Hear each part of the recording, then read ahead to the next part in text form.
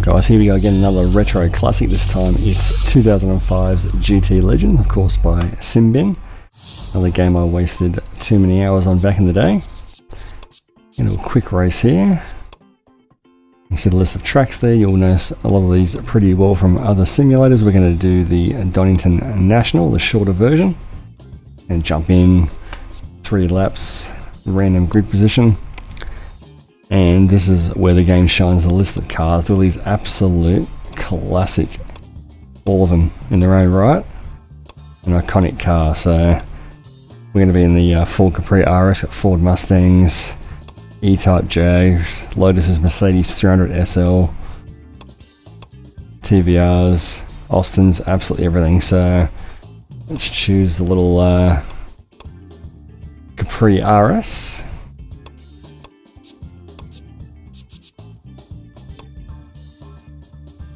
And see how we go.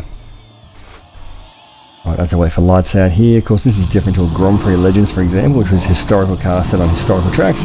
This is based on the 2005 FIA Historical GT Championship. So the old cars race on modern circuits, a little bit like here in Australia we have the Touring Car Masters. So people keep these old bangers running, keep them alive. You can only imagine the amount of money that's on the grid here, and the amount of money in terms of repair bills, especially for that Mercedes 300 SL there, one of the most beautiful cars of all time. You know, some of these cars will be worth literally millions of dollars, and they send them racing, so you don't want to get too wheel to wheel. So you have a nice little slide there at the bottom of the hill. R-Factor based graphics engine in this game, so similar physics as well.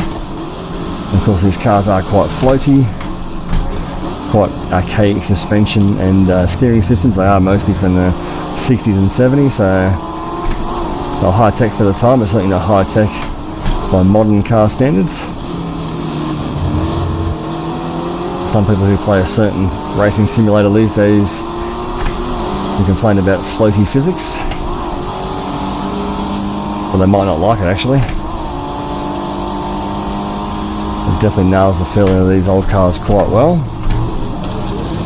Big dive on the brakes.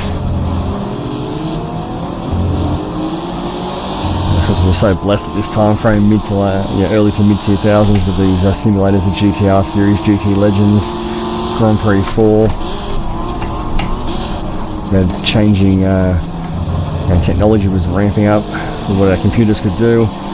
Technology in terms of wheels and pedals were getting better and more immersive. One thing to note with this game is it is locked to that 240-degree rotation if you want everything matched up in terms of what your hands are doing and the virtual wheel's doing. That's just how it was tied up back in the day because of the wheels of the time didn't have great rotation, so they locked those games to the 240-degree rotation, but it works quite well.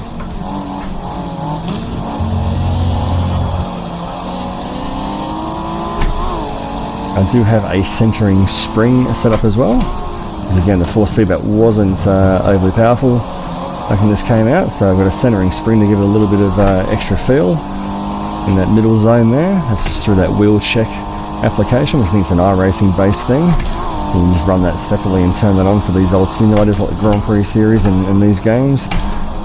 This helps to give you a little bit of extra feeling through the wheel. Also dialed up a little bit more resistance in the Fanatec software as well, so it's a little bit heavier.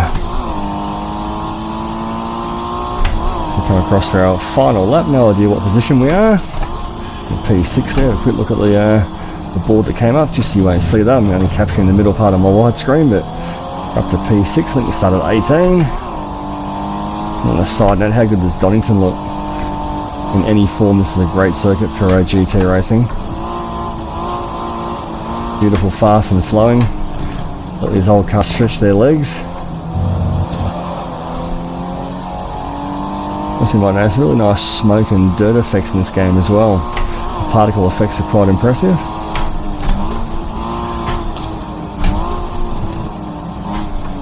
The game looks really good. Like Donnington, I said, looks alive. Plenty of stuff happening around the circuit. Probably not laser scan, I wouldn't think at this point. Probably GPS data.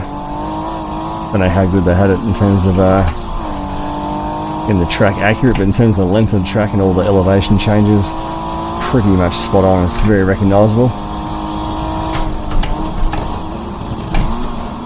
That Porsche up ahead's going to be a little bit out of our way as we come through for the final turn. And across the line, as I say on Top Gear. There we go.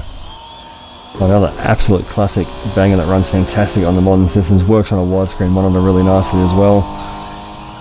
As always, guys, thanks very much for watching. Take care.